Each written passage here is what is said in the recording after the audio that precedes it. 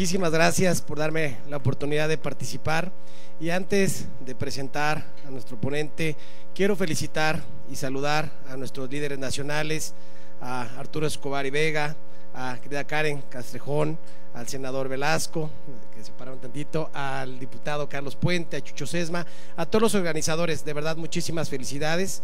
Creo que estos encuentros nos generan muchísima identidad como familia verde y es un placer estar aquí. Diputadas, diputados federales, senadoras, senadores, amigos dirigentes, amigas dirigentes, qué placer. Y a toda la familia del Partido Verde Ecologista de México, un placer. Y a mis amigos de Morelia, gracias por estar aquí.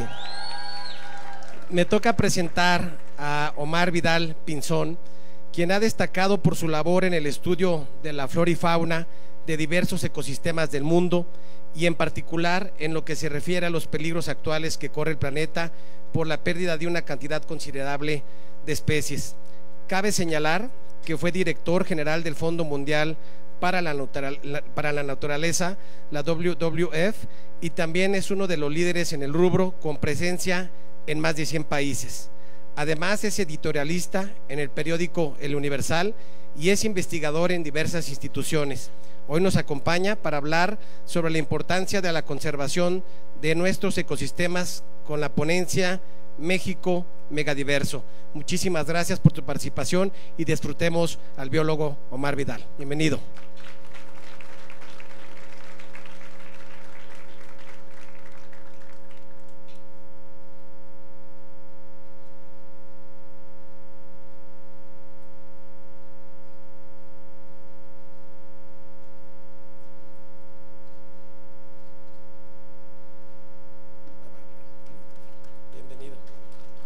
Gracias. En primer lugar, agradezco a los organizadores por la invitación. Me da mucho gusto estar con ustedes aquí. Antes de iniciar la presentación, quisiera hacer 3 comentarios. El primero es, espero hablar durante unos 20 o 25 minutos máximo para tener tiempo, que para mí me parece que sería la parte más importante, es intercambio con ustedes directo. Me gustan las preguntas escritas y me van a jalar las orejas, pero tal vez a veces cuando uno agarra el micrófono y las hace desde la tribuna pueden ser mejores. En segundo lugar, la información que voy a presentar, las fuentes de esa información está en las transparencias y se sitúa a la derecha, y lo que decidí fue poner los logos de las instituciones de donde obtuve esta información. Y en tercer lugar, mi misión ahorita, la que yo me puse, es tratar de convencerlas y convencerlos que esa ecuación que aparece ahí, medio ambiente igual a seguridad nacional, es real para México. Ustedes me dirán si tuve éxito o no al final. Hablemos un poco de biodiversidad, pero definamos qué es biodiversidad. Y la biodiversidad se puede dividir o se puede tomar en 3 ámbitos. Uno, la diversidad de especies de animales y vegetales y bacterias. 2, la diversidad genética, es decir, la variabilidad genética que hay en esas poblaciones. Y 3, la diversidad de ecosistemas, es decir, las comunidades biológicas y su relación con el medio físico y el medio químico. Entonces, cuando hablamos de biodiversidad, estamos hablando de todas estas cosas, no únicamente de especies.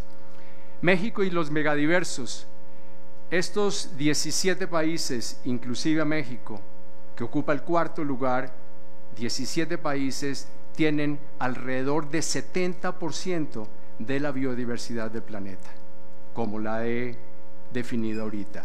Ustedes pueden ver desde los Estados Unidos, México, yendo de izquierda a derecha, los países amazónicos, Colombia, Perú, Ecuador, Brasil, Sudáfrica, la República de Congo, Madagascar, India, China, Australia, Papúa Nueva Guinea, Indonesia, Filipinas, etc. Entonces, estos países tienen esta diversidad. Ahora, esta diversidad es importante por diferentes razones. Hablemos de servicios ecosistémicos, que tiene que ver con lo que estamos discutiendo. Si ustedes ven a la parte derecha en azul, en la parte superior, vemos que los ecosistemas nos proveen cosas, nos proveen alimentación, nos proveen materiales primas, nos proveen agua. También tienen una parte de regulación, regulan la calidad del aire, regulan el clima.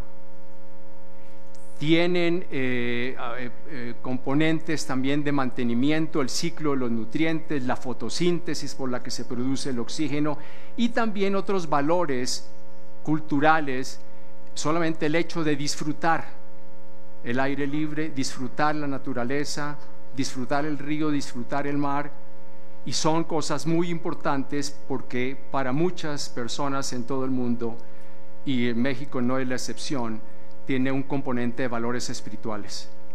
Entonces, cuando pensemos en biodiversidad, pensemos en todo esto, no pensemos únicamente en especies que se extinguen. Y esto tiene que ver directamente con nosotros, los humanos, porque aquí están los objetivos del milenio. Y si ustedes ven, empecemos con el primero, la pobreza. Si estamos hablando de todas estas cuestiones que he visto, que he mencionado, los servicios alimentarios, la seguridad hídrica, la seguridad energética, la seguridad y la justicia social, tiene que ver con pobreza en los ecosistemas, tiene que ver con el clima, tiene que ver con los mares, tiene que ver con los bosques, con prácticamente casi todos los 17 objetivos del milenio. Entonces es muy importante pensar que cuando hablamos de biodiversidad y medio ambiente, no estamos hablando de temas ambientales únicamente, no, estamos hablando de temas políticos, por supuesto, estamos hablando de temas económicos, estamos hablando de temas de seguridad nacional, porque ¿qué es la seguridad hídrica? ¿Qué es la seguridad energética? ¿Qué es la seguridad alimentaria? Sino seguridad nacional. Enfoquémonos un poquito, acerquémonos a México y analicemos algunos datos que es una selección de información. Me gusta este mapa porque es una construcción de nuestro país con especies icónicas para cada uno de ellos, de los estados. Por ejemplo, ustedes ven en la Baja California, empezando arriba, la Baja California está la vaquita, siguen hacia abajo la ballena jorobada, pero pueden llegar hasta el sur y encontrar el jaguar, y para la persona que me hizo el favor de presentarme, pues la mariposa monarca en el estado de Michoacán y el estado de México. Entonces, México, recuerden, es el cuarto país más biodiverso del planeta, es el segundo en diversidad de ecosistemas, y esto implica una gran responsabilidad. Hablemos un poquito de México.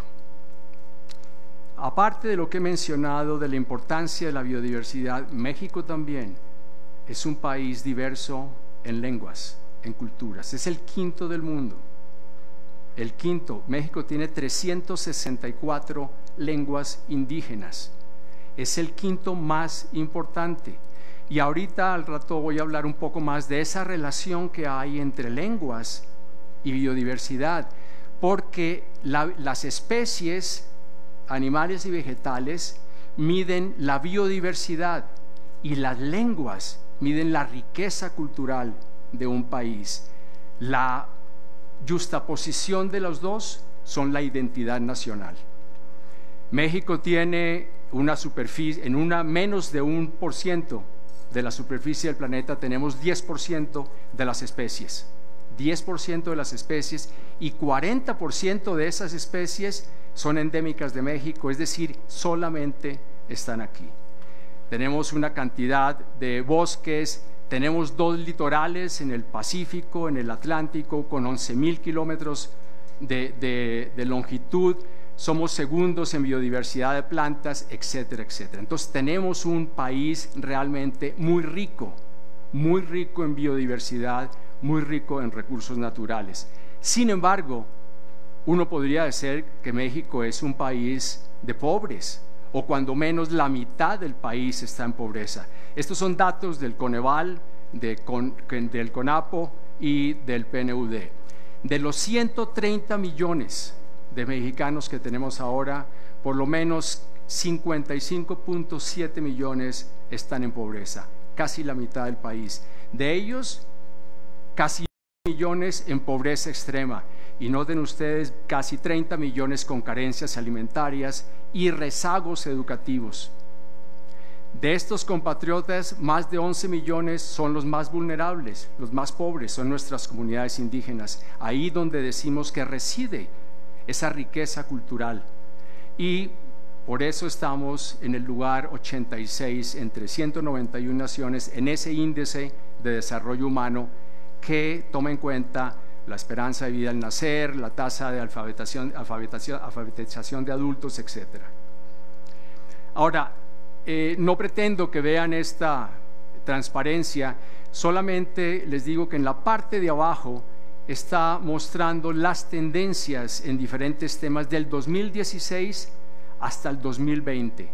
Y abajo dice rezago educativo y hay una serie de factores. En casi todos estamos para atrás. En casi todos, desde el 2016 al 2020, estamos disminuyendo. Entonces, realmente tenemos una situación complicada desde el punto de vista de pobreza.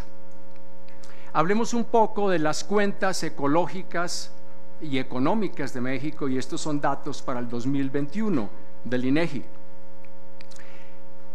A los mexicanos nos cuesta, por el agotamiento y la degradación de los recursos naturales, nos cuesta más de 1,000 millones de pesos, el 4.6 del Producto Interno Bruto. 4.6 del Producto Interno Bruto estamos perdiendo por estos costos que mencionamos ahí. Costos por agotamiento a la izquierda, donde dice concepto, que incluye hidrocarburos, recursos forestales, etcétera. Pero note más importantes los costos por degradación. 1,000 millones de costos por degradación, y al final vemos que emisiones al aire son 660,000 millones. Entonces estamos hablando que los costos que pagamos los mexicanos por la degradación ambiental son inmensos. Y esto, si lo comparamos con el gasto, yo le diría inversión en protección ambiental, pues es minúsculo, solamente 109,000 millones o 0.45% del Producto Interno Bruto. Pérdidas 4.6 del PIB y inversiones 0.45. Y ustedes ven las categorías, la del 37.2 es en cuestiones del aire, pero noten, por ejemplo, la que dice 9.9 en amarillo. Esto es lo que gastamos de ese presupuesto en educación relacionado con el medio ambiente. Noten ustedes la verde de 4.5 en biodiversidad. Todo lo que hemos dicho que es biodiversidad y esa riqueza, y solamente el 4.5 de esos 100,000 millones los usamos para eso. Y no digamos la última, el agua, 1.4% de ese gasto o de esa inversión la utilizamos para el agua. Obviamente hay un desbalance entre los costos y las inversiones relacionadas con el medio ambiente. Hablemos un poquito de pecados. Todos somos pecadores, pero hablemos un poquito de pecados, y estos yo diría que son nuestros pecados ambientales principales. Empezando con el de la izquierda, la destrucción del hábitat es la principal amenaza a la biodiversidad y a los ecosistemas. Cuando se pierde el hábitat de una especie, se pierde la especie, se pierden los servicios ambientales, y las razones son muchas. La segunda es la fragmentación del hábitat, que es diferente. Si esto fuera una selva y yo atravieso una carretera por acá, yo divido esta selva en dos y esta parte se hace más vulnerable a las amenazas y esta otra parte también se hace más vulnerable. Y si la fragmento en cuatro, pues empieza a ver esto. Entonces, eso tiene que ver con la fragmentación. El tercero es la degradación ambiental y la contaminación. Hemos escuchado de los millones de toneladas de plástico que hay en los océanos. de los microplásticos que están en todas partes, que los respiramos. Arriba la sobreexplotación, por ejemplo, de la pesca, la sobreexplotación por la cacería, las especies invasoras, estas especies que traemos accidentalmente de otras partes del mundo, que afectan a las especies nativas y que las acaban. Y finalmente, o casi finalmente, las enfermedades cuando se transmiten de animales a humanos. No tenemos que ir muy lejos para pensar en lo que pasó con el COVID, en esa transmisión probablemente de murciélagos a humanos. Entonces, estos pecados ambientales tienen que ver con la sustentabilidad y nuestra supervivencia. Y finalmente, el cambio climático global, que está transversal, que está impactando y sumándose a estas otras amenazas contra los sistemas. Voy a hablar un poquito de los desafíos ambientales de México, y pongo ambientales para enfatizar que no son únicamente ambientales, son sociales, son económicos, tienen que ver con justicia social, tienen que ver con alimentación, tienen que ver con energía, acceso a energía, tiene que ver con esta situación. México es uno de los países más vulnerables al cambio climático, lo hemos visto. Tenemos 2 litorales, es una bendición, pero al mismo tiempo nos expone a los eventos atmosféricos extremos. Somos el segundo país de América, escuchemos esto, somos el segundo país de América Latina en donde hay más muertes por contaminación del aire. 20,000 mexicanos y mexicanas mueren cada año, según la OMC, por la contaminación. Y la mayoría son niños y niñas. Una gran parte de nuestros acuíferos están sobreexplotados. Las cuencas, 75% están contaminadas. Hay una baja eficiencia, lo sabemos, en la agricultura, se desperdicia mucho el agua. Hay una baja eficiencia en las ciudades. Nuestros ríos se volvieron los depositorios de las aguas negras, y menos del 60% de las aguas negras en México no son tratadas antes de irse al mar o irse a los ríos. ¿Tienen que ver esas aguas negras con medio ambiente? Yo creo que tienen que ver más con salud, tienen que ver más con contaminación de los alimentos y por supuesto con medio ambiente. Y son datos que uno tiene que confrontar y mirarlos. Hemos perdido casi la mitad de nuestra cobertura forestal. Estamos hablando de bosques, de selvas, de matorrales, y esto ha pasado debido al cambio del uso del suelo para la agricultura. Casi el 82% de estas pérdidas van por ahí, pero también a la tala ilegal y a los incendios. México está perdiendo cada año 128,000 hectáreas de bosques, 128,000 hectáreas de bosques. La pesca, lo hemos escuchado, está en crisis. Casi todas las pesquerías están sobreexplotadas, y únicamente, como dice ahí, el 20% de las pesquerías, de esas 589 pesquerías, puede aumentarse la producción. Tenemos 2 costas, pero estamos sobreexplotando las pesquerías, que son una fuente de alimentación importante. Y finalmente, ya hemos perdido 127 especies, pero más de 2,600 están en peligro. Esta es una foto de la vaquita, que ustedes han escuchado hablar, la vaquita marina en el Alto Golfo de California. Déjeme pasar en los próximos 5 minutos hablar del tema de la diversidad biocultural.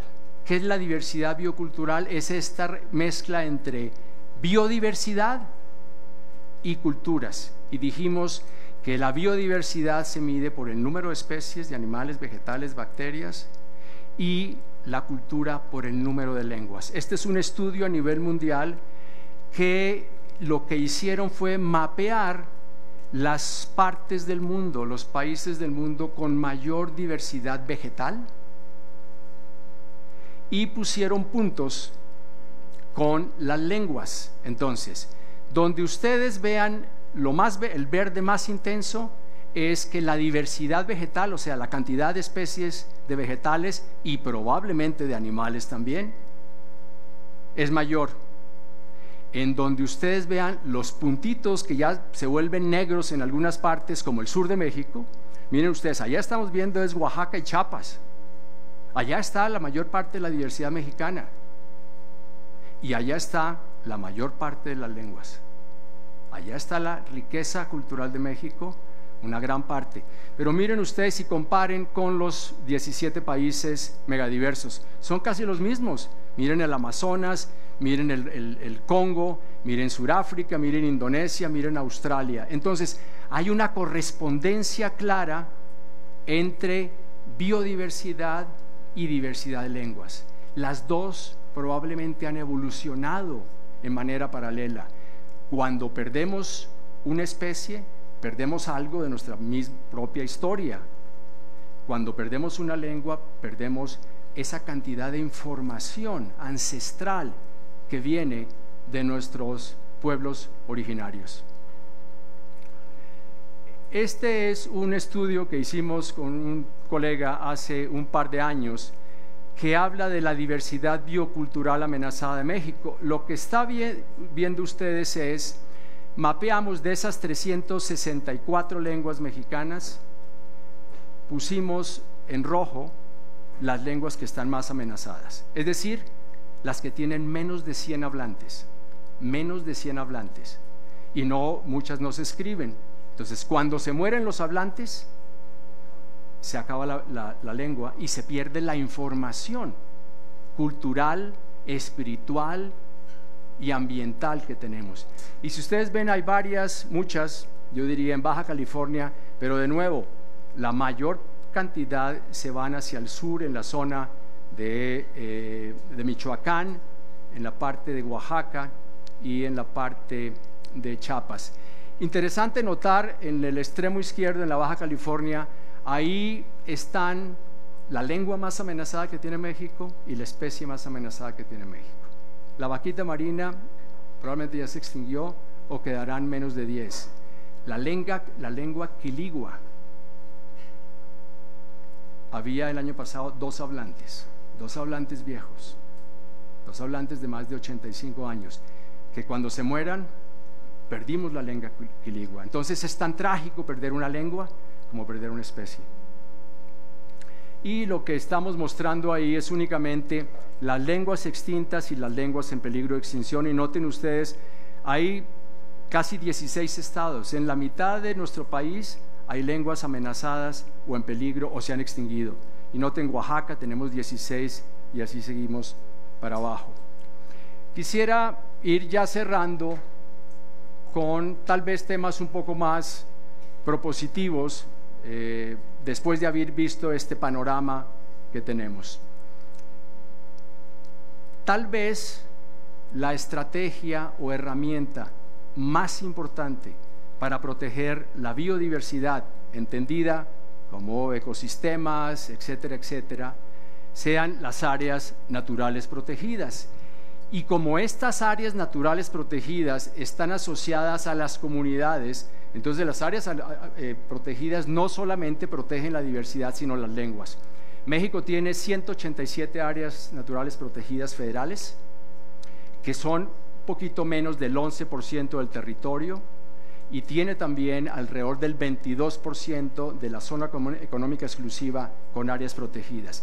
Esta es la herramienta más importante que tiene México, que tiene el mundo, para proteger estos sistemas que tenemos, estos servicios ecosistémicos. Y para mí, la Comisión de Áreas Naturales Protegidas es la joya de la corona de México. No la joya de la corona de la Secretaría de Medio Ambiente, la joya de la corona de México. ¿Por qué? Porque en cada uno de esos lugares que ustedes ven ahí, en verde, pero en cada uno de esos lugares que ven ahí, esas son las áreas protegidas, hay un guardaparques, una mujer o un hombre que día a día se juega la vida contra la ilegalidad y se juegan la vida para proteger ¿qué?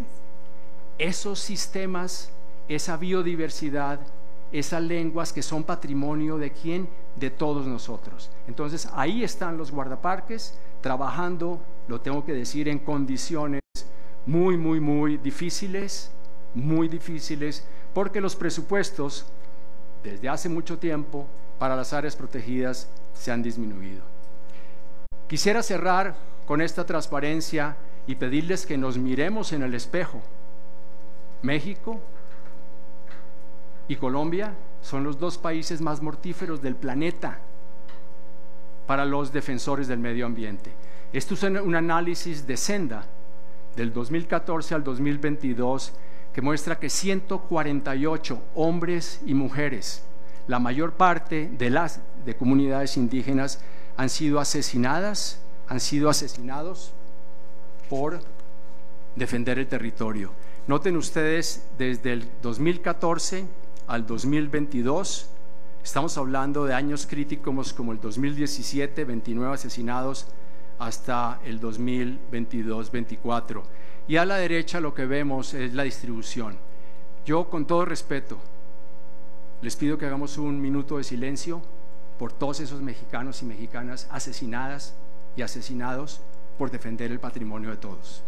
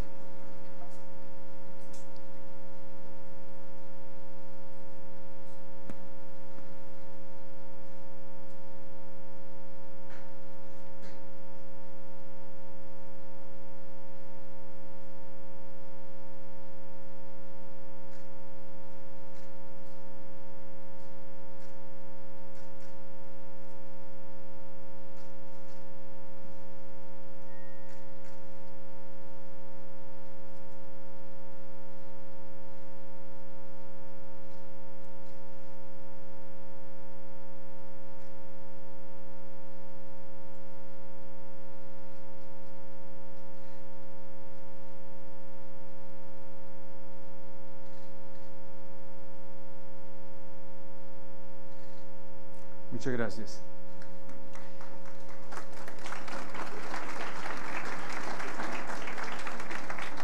Déjenme resumir muy rápidamente en 2 minutos lo que considero que es importante y ustedes me dirán si les di elementos suficientes o no para que esta ecuación sea real para México.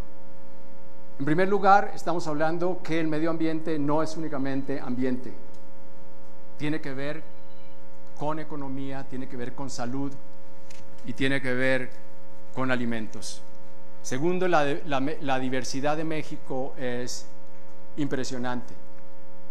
Tercero, para proteger la biodiversidad tenemos que proteger las lenguas, y para proteger las lenguas tenemos que proteger la diversidad biológica. Y si protegemos las dos, protegemos el patrimonio de nuestro país. Yo me pongo a pensar en los líderes progresistas de varios de esos países que mencioné ahorita, de megadiversos. Pensemos en Lula en Brasil, pensemos en Boric en Chile y pensemos en Petro en Colombia. Los 3 países han declarado la defensa del medio ambiente, la defensa de los recursos naturales y el cambio climático como prioridades nacionales. ¿Por qué México no lo puede hacer? ¿Por qué no lo hacemos los mexicanos? Les agradezco mucho y estaré encantado de tratar de responder a sus preguntas.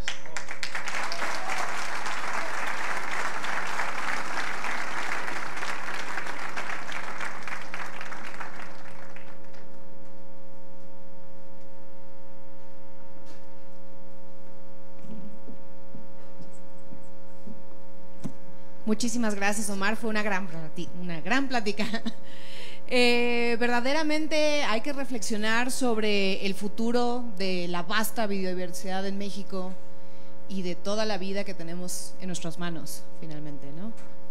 Ahora vamos a pasar a la ronda de preguntas y respuestas, que como ustedes ya saben, se puede hacer a través de la aplicación, escaneando el QR Code.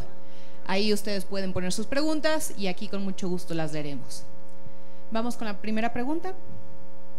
México es reconocido por su inmensa riqueza biocultural, en gran parte gracias a sus comunidades indígenas.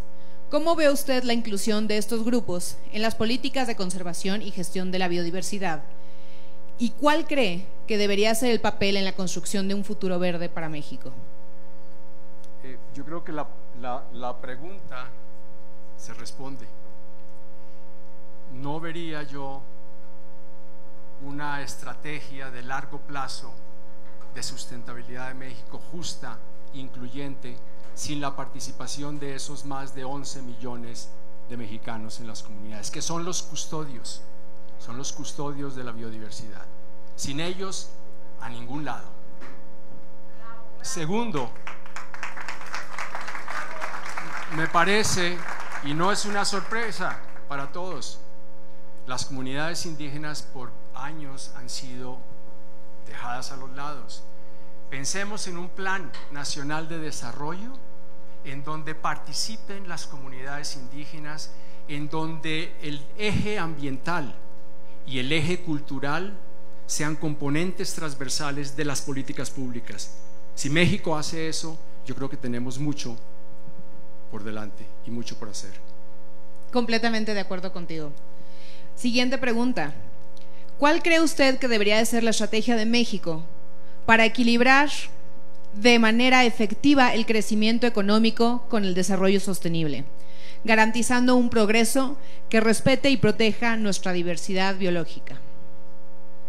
Yo creo que lo importante primero es reconocer el valor de la diversidad.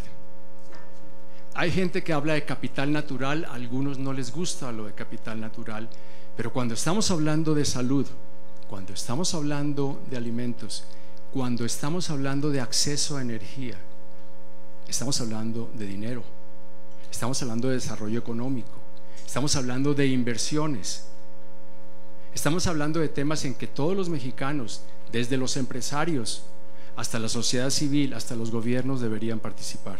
Entonces me parece que internalizando el valor que tienen los ecosistemas y la biodiversidad, podríamos hacer políticas públicas mucho más incluyentes en el largo plazo. Muchísimas gracias. Siguiente pregunta. ¿Qué medidas considera usted que deberían implementarse para integrar de manera efectiva la naturaleza, la biodiversidad de nuestras ciudades, con el objetivo de mejorar la calidad de vida de los ciudadanos y aumentar la resiliencia urbana frente al cambio climático? Me parece que el transporte es el primer tema que yo mencionaría. Las emisiones, ya vimos de la cantidad de muertos que hay en México por las condiciones del aire. La racionalización del transporte, la modernización del transporte es tremendamente importante. Las áreas verdes también, y yo diría, y esto tiene que ver con cuando me preguntaban los colegas que me invitaron, que me hicieron el favor de invitarme a esta plática, me dicen cuál es la prioridad más importante en medio ambiente, cambio climático o pérdida de biodiversidad. Le dije no, la más importante es educación, porque entonces la gente que vive en las comunidades tiene esta oportunidad de relacionarse y entender la naturaleza, la viven. Muchas veces en la ciudad nuestros niños, nuestras niñas no tienen esa misma oportunidad. Y yo creo que además debemos ir más allá de pensar en una materia, en una clase sobre medio ambiente. Tiene que haber una currícula desarrollada desde kinder, porque por ejemplo los problemas del cambio climático no van a desaparecer en 3 o 4 décadas, van a empeorar. ¿Y quiénes son los que van a liderar ese cambio más adelante? Son las generaciones que vienen detrás y estas. Sí, y definitivamente creo que más allá de solamente ser una currícula de que sea como teórica, debería de llevarse a la práctica, que las nuevas generaciones tengan conocimientos prácticos de cómo cuidar esta biodiversidad, ¿no? Así es. Siguiente pregunta. ¿Cuáles son las políticas públicas más efectivas y prometedoras que los gobiernos pueden implementar para proteger y conservar la biodiversidad marina, así como abordar los desafíos ambientales, humanos en nuestros océanos? México tiene buenas leyes, tiene muchas normas, somos de los países que tenemos un entramado de normas y legislación más sólido. ¿Cuál es el problema? Que no se cumplen. Entonces me parece que el respeto a la ley, el respeto a la legislación, el respeto a las normas sería lo primero que yo mencionaría en ese sentido. Ahora, en la parte de la biodiversidad marina tiene de nuevo que ver con que la mayor parte de los mexicanos no tiene acceso a las costas. Estamos entre dos océanos, pero la mayor parte de los mexicanos no tiene acceso a las costas para el disfrute, ni acceso a la comida marina, porque se hace más cara. Y creo que deberíamos aprovechar mucho más, de una manera sustentable, estos recursos. El tema de la contaminación, el tema por plásticos, por ejemplo, pero el tema de la sobreexplotación en el mar es el problema más grave que hay. Como mencioné, las pesquerías, la mayor parte de las pesquerías mexicanas están ya sobreexplotadas. Entonces me parece que es una combinación de políticas públicas que incluya también la participación de los cientos de miles de pescadores y sus familias, para que ellos vean en la pesca una opción para su sustento y para contribuir a mejorar la situación alimentaria del país. Claro, que como mencionabas empieza en la educación, ¿no? Toda esta educación ambiental y todo esto. Vamos con la siguiente pregunta. Sí. ¿Cuáles son las acciones que podrían implementarse para fomentar la participación activa de la sociedad en la toma de decisiones ambientales y la protección de la naturaleza de México? Yo creo, vimos que hay 187 áreas protegidas, incluyendo marinas y costeras. ¿Por qué los mexicanos no las visitamos? ¿Por qué no vamos a estos lugares a aprender, a gozar, a disfrutar de la diversidad y trabajar con las comunidades? Si tuviéramos algún tipo de plan que promueva esto, ayudaría a las áreas naturales protegidas, que dependen mucho de lo que paga la persona que entra, que son muy poco, pero también ayudaría a esta conexión. O sea, tenemos que conectarnos con la naturaleza, y la manera de conectarnos con la naturaleza algunos dirán, puede ser leyendo. Sí, puede ser leyendo, pero no hay nada mejor que ir al campo. Visiten esas áreas protegidas, visiten la mariposa monarca, les cambia la vida. ¿Sí? Visiten la zona del Alto Golfo, visiten el Pinacate, visiten las áreas protegidas en Oaxaca, en Chiapas, La Candona, les cambia la vida. Entonces, ¿por qué no pensar que los mexicanos podamos ir más a estos lugares? Sí, la verdad es que es súper importante crear estas relaciones desde pequeños para que esas áreas se vuelvan cercanas y por lo tanto querramos, ¿no?, protegerlas mucho más. Considerando la creciente preocupación por la contaminación en los océanos, ¿cuáles serían las principales estrategias y enfoques que podríamos implementar en México para abordar este desafío y proteger a nuestros océanos de manera efectiva? Creo que ya lo mencionó con anterioridad, pero… Sí. No quisiera ser repetitivo, pero es que volvemos al tema de educación. Esa es la clave, el tema de educación, porque si no enseñamos, podemos poner medidas coercitivas, que si tiras el plástico, que haces esto, pero si no, los niños no aprenden desde chicos cuál es el impacto que ese plástico que tiran tiene en la diversidad, en los océanos, no lo van a hacer. Entonces me parece a mí que, como dijo su coordinador de la convención, el tema de educación es fundamental, porque el tema de educación va a través de todos los sectores de nuestra sociedad, pero el tema ambiental no está ahí, está desaparecido. De acuerdo. En vista de la alarmante extinción de especies en nuestro país y en general en todo el mundo, me gustaría saber cuáles son las principales herramientas que podemos ejecutar para prevenir la extinción de especies y conservar la diversidad biológica a largo plazo. Yo diría dos cosas. Tenemos que continuar con la investigación para conocer estas especies. Las especies cambian a lo largo de los millones de años, miles de años, las especies debido al cambio climático se están moviendo de una manera diferente. O sea, hay cambios constantes por causas humanas o por causas naturales, y tenemos que entender cada vez mejor cómo estas especies están cambiando para de esta manera poder desarrollar estrategias que las conserven. Y segundo, de nuevo, protegiendo esos lugares en donde se concentra esa mayor diversidad. Alguien decía, seguramente no vamos a poder evitar que se extingan una cantidad de especies, pero tratemos de que se extingan las menos, y eso se hace a través de proteger los espacios, a través de proteger esas áreas naturales. Muchas gracias. ¿Qué políticas públicas podrían, México, al tener salida hacia 2 océanos, qué tan importantes son los territorios insulares en materia de medio ambiente y de seguridad nacional?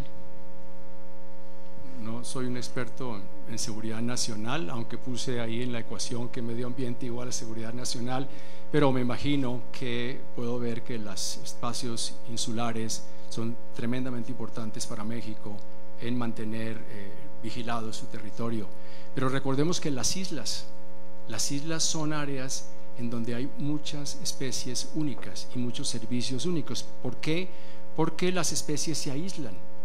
Y entonces en muchas islas de México encontramos especies que no están en otras partes de México, que no están en otras partes del mundo. Entonces las islas de por sí son un hábitat que hay que proteger de manera prioritaria.